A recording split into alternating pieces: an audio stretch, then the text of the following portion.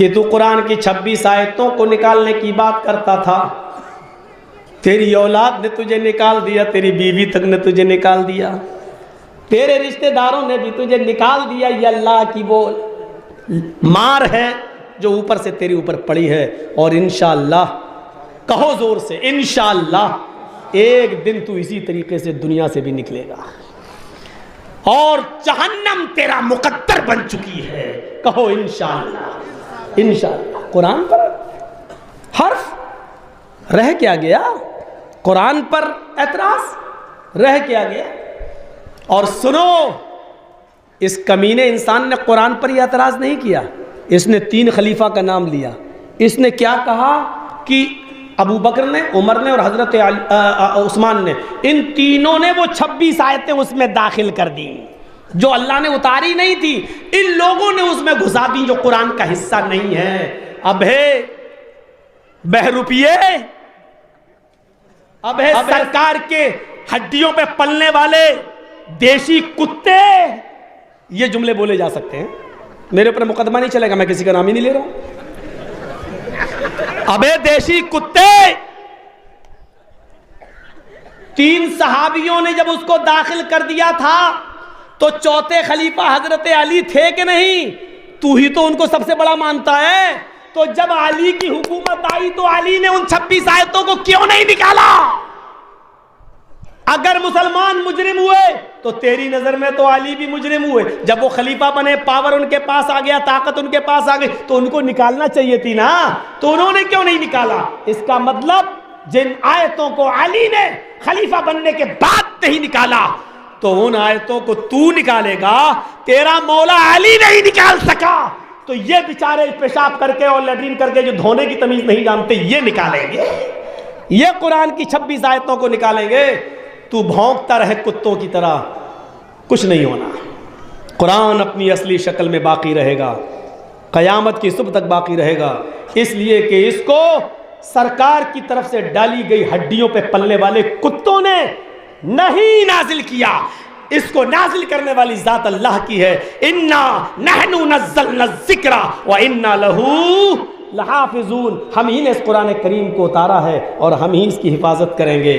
اور سن لو، اگر یہ غلطی کسی نے کی، قرآن کریم کی 26 آیتیں تو چھوڑو، 26 لفظ بھی نہیں نکال سکتے، اور 26 لفظ تو چھوڑو، ایک لفظ بھی، اور لفظ تو بہت دور کی بات، ایک نقطہ بھی اگر کسی نے بدلنے کی کوشش کی اور ہٹانے کی کوشش کی، رب کعبہ کی قسم، اس ملک کے اندر قیامت برپا ہو جائے گی، اس ملک کے اندر خون کی ندیاں بہہ جائیں گی، اس ملک کے اندر قیامت برپا ہو جائے گی۔ قیامت، یہ اگر نہیں یقین آتا ہے تو آزما کر دیکھ لو، ایک نقطہ بھی اس کا نہیں بدل سکتے، اللہ کی طرف سے نازل ہوئی ہے۔ جہاں میں نے یہ تقریر کر رہا تھا، وہ دستار بندی ہو رہی تھی بچوں کے سر پر، میں نے کہا میں نے مان لیا، 26 آیتیں نکال دی گئیں، چلو میں نے مان لیا، پوری دنیا کی کتابوں کو اکٹھا کر کے لے آؤ، چلو لاؤ، ہم بھی لاتے ہیں، وید لاؤ، رامائن لاؤ، گیتا لاؤ، بائبل لاؤ، انجیل لاؤ، تورات لاؤ، زبور لاؤ، سب لاؤ، ہم بھی لاتے ہیں قرآن۔ چلو اگر ہے ہمت تو میں چیلنج دیتا ہوں، آنکھ میں آنکھ ڈالو مولانا جرجیز کے، ہے ہمت تو آؤ، آنکھوں سے آنکھیں لڑاؤ اور لے کر آؤ اپنی اپنی کتابیں، ہم بھی اپنی کتاب لے کے آتے ہیں، اور آؤ آگ لگاتے ہیں ساری کتابوں میں، اور اس کے بعد دیکھ لیتے ہیں کیا بچ گیا ہے۔ تم بھی اپنی کتابیں جلاؤ، ہم بھی جلاتے ہیں، اور پھر دیکھتے ہیں بچتا کیا ہے، جو بچ جائے اسی کو تم بھی مان لو، ہم بھی مان لیں، بات ختم۔ جو بچ جائے، جو تمہارے مٹانے کے باوجود نہ مٹ سکے، سمجھ لو کہ وہی آکاشی مذہب ہے، اسلام ہے، وہی سچا دھرم ہے۔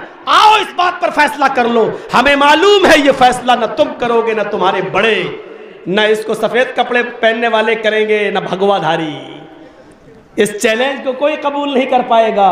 ہمیں معلوم ہے نہ تلوار تم سے اٹھے گی نہ چلے گا کھنجر، یہ بازو ہمارے آزمائے ہوئے ہیں، یہ بازو ہمارے آزمائے ہوئے ہیں۔ اگر یقین نہ آئے تو آؤ، مولوی جرجیس قرآن لے کے آتا ہے، تم وید اور رامائن اور گیتا لے کے آؤ، عیسائی انجیل لے کے آئیں، یہودی تورات لے کے آئیں، بدھ لوگ बुद्धिज्म लेकर आए, सिख लोग गुरु ग्रंथ लेकर आए। आओ अपने अपने धर्म के मानने वाले अपनी किताबें लेके आए और एक मैदान में रखकर उसको जला दें, पेट्रोल डालकर, डीजल डालकर आग लगा दें। सब किताबें जल गई। अब पूछो कि कौन सी किताब बाकी है, कौन सी किताब बचेगी? जो बच जाए वही इस्लाम, वही सच्चा धर्म है। आओ मान लें। इधर आ सितमगर, हुनर आजमाए, तू तीर आजमा, हम जिगर आजमाए। आओ तो नहीं आए, किताबें जलाने की बात कर रहा, कैसा आदमी है, कैसा मौलवी है, किताबें जलाने की बात कर रहा। अरे आओ मिटाओ, दफन करो, जलाओ, फिर देखो बाकी क्या रहता है।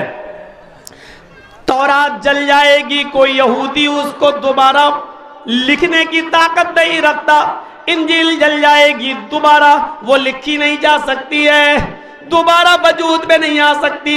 वेद और रामायण और पुराण जल जाएंगे, कोई उनको दोबारा जीवित नहीं कर सकता है। गुरु ग्रंथ जल जाएगी, कोई उसको दोबारा नहीं पढ़ सकता है। सारी किताबें जल जाएंगी, लेकिन कोई उनको दोबारा नहीं लिख सकता है, न पढ़ सकता है। पूछो कुरान जला दिया गया है, क्या ये भी मिट गया है? हमारा 9 साल का बच्चा घर के कमरे से निकल के आएगा और ज़बान मुबारक से कहेगा बिस्मिल्लाहिर्रहमानिर्रहीम, बिस्मिल्लाह की बे से शुरू करेगा और मिनल जिन्नति वन्नास की सीन पर खत्म करके बता देगा। वो किताब तो जल गई जो कागज के टुकड़ों पर थी, वो किताब तो जल गई जो कागज के टुकड़ों पर लिखी हुई थी, लेकिन उस किताब को कैसे जलाओगे जो हम 9 और 10 साल के बच्चों के दिलों में और उसके सीनों में महफूज है। ये किताब बची हुई है, ये कुरान बचा हुआ है। लोगों, यही असली मजहब है, यही असली किताब है जो जलाने से न जले,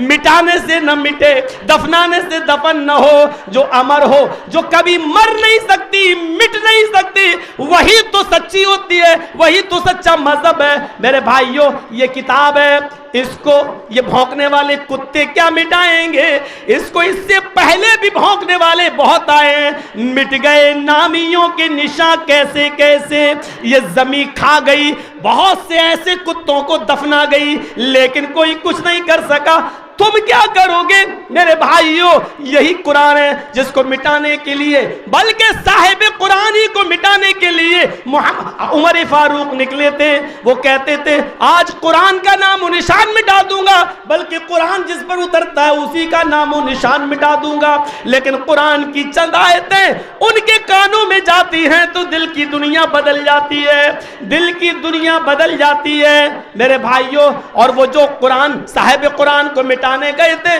वही अल्लाह के नबी के सामने मुजरिम की तरह खड़े हैं, कहने लगे अल्लाह के नबी, मैं भी उस कुरान पर ईमान लाने के लिए चला आया। अशहदु अल्ला इलाहा इल्लल्लाह व अशहदु अन्ना मुहम्मदन अब्दुहु व रसूलुहु।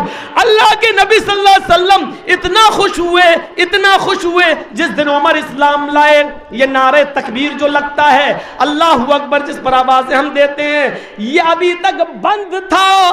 जिस दिन उमर इस्लाम लाए, सबसे पहले अल्लाहु अकबर का नारा उमर फारूक के इस्लाम लाने के बाद लगा। जब उमर फारूक ने कलमा पढ़ा तो पहली बार जोर से तकबीर बुलंद हुई, तकबीर अल्लाहु अकबर, अल्लाहु अकबर की आवाज वहां से आई। अल्लाह के नबी ने फरमाया, आई उमर, आज तुम इस्लाम लाए हो, मैंने परसों ही अपने रब से ये दुआ की थी, अल्लाहुम्मा अय्यदिल इस्लाम बि उमर इब्नुल खत्ताब। अल्लाह इस्लाम को उमर इब्न खत्ताब के जरिए ताकतवर बना दे। अल्लाह इस्लाम कमजोर है, हमें उमर दे दे, मैं तुझे इस्लाम को मजबूत बनाकर दे दूंगा। अल्लाह ने आज मेरी दुआ सुन ली है। बहादुर सहाबी ईमान ला चुका है। अब उससे पूछा गया, तुम्हारी ख्वाहिश क्या है उमर? आज मैं बहुत खुश हूँ, बताओ तुम्हारी ख्वाहिश क्या है? आज तुम्हारी तमन्ना मैं पूरी करना चाहता हूँ। तो उस बहादुर की बहादुरी भरी तमन्ना देखो। कहते हैं हज़रत उमर, अल्लाह के रसूल मेरी तमन्ना पूरी करेंगे? कहाँ, बोलो क्या है? कहा अल्लाह के रसूल अभी तक आप नमाज कहाँ पढ़ते हैं? कहा इसी ज़ैद इब्न अरकम के घर में पढ़ता हूँ, छुप छुप के पढ़ता हूँ। फरमाया कितने लोग हैं? कहा 39 लोग हैं, 39, मैं लेके 40।